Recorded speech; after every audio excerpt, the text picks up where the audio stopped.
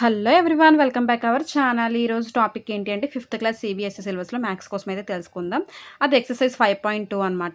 Right in the expended ఫార్మ్లో మనకి చెప్పి రాయమన్నారు. Expended form అంటే ఏంటి అంటే మనకి ఏదైతే నెంబర్ ఇచ్చారో దీన్ని మనం ఎక్స్పాండ్ చేస్తూ రాయాలన్నమాట.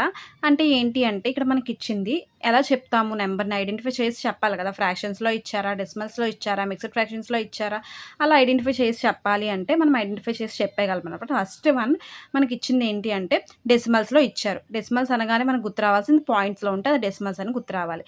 బైలో ఉంటే అది ఫ్రాక్షన్స్ అని గుర్తు రావాలి. మిక్స్డ్ ఫ్రాక్షన్స్ అంటే 2/10 ఇలా ఉంటే అది మిక్స్డ్ ఫ్రాక్షన్ అని గుర్తు రావాలి. అలా మనం ఐడెంటిఫై చేయగలగాలన్నమాట. సో ఇక్కడ మనం write in the expanded form అన్నారు కాబట్టి 76.32 అనేది ఇచ్చారు. ఫస్ట్ నెంబర్ అంటే డెసిమల్స్లో నాకు నెంబర్ ఇచ్చారు, 76.32 అనే నెంబర్ ఇచ్చారు. సో దాన్ని నేను ఏం చేయాలి అంటే ఎలా రాస్తాను అంటే ఇక్కడ మీకు చూసినట్టయితే చూడండి, చెప్తాను. 70 + 6 + 3/10 + 2/100 అనేది రాస్తాననమాట. ఎందుకు అలా రాశాను అంటే, అందరికీ డౌట్ ఎందుకు అలా రాశాను అంటే, ఇక్కడ నేను చెప్పాను మీరు ఫస్ట్ నెంబరు చదివేటప్పుడు కూడా ఎప్పుడూ కూడా ఏంటి అంటే కలిపి చదవాలి అన్నాను. అంటే 76 అని చదువుతున్నారు, 76.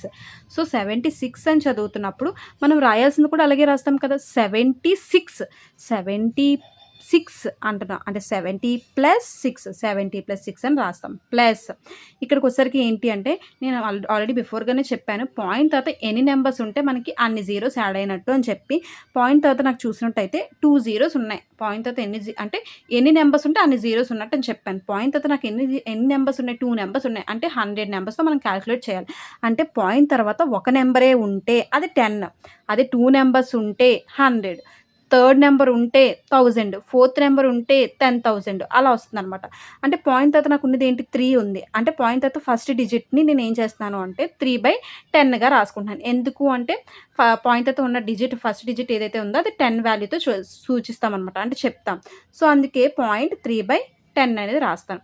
సేమ్ ప్లస్ పాయింట్ తర్వాత సెకండ్ డిజిట్ ఉంటే, పాయింట్ తర్వాత ఆల్రెడీ ఫస్ట్ డిజిట్ రాశారు కదా, ఫస్ట్ డిజిట్ ఉంటే 10 అన్నాను. సెకండ్ డిజిట్ ఉంటే పాయింట్ తర్వాత సెకండ్ డిజిట్ ఉంటే అది 100తో రాస్తాం.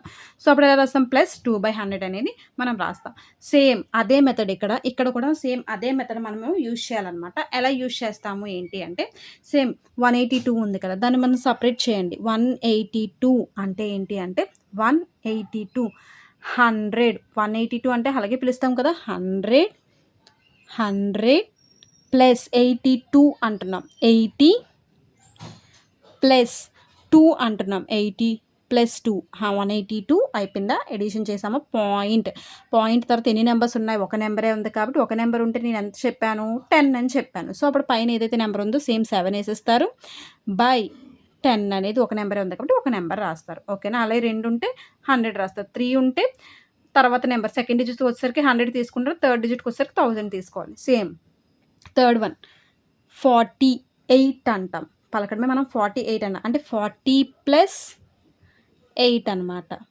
ప్లస్ పాయింట్ తర్వాత చూడండి, పాయింట్ తర్వాత నాకు 3 నెంబర్స్ ఉన్నాయి. అంటే ఇదేంటి, ఇది 10s అవుతుంది. పాయింట్ తర్వాత ఫస్ట్ నెంబర్ 10s అవుతుంది, సెకండ్ నెంబర్ 100 అవుతుంది, థర్డ్ నెంబర్ 1000s అవుతుంది.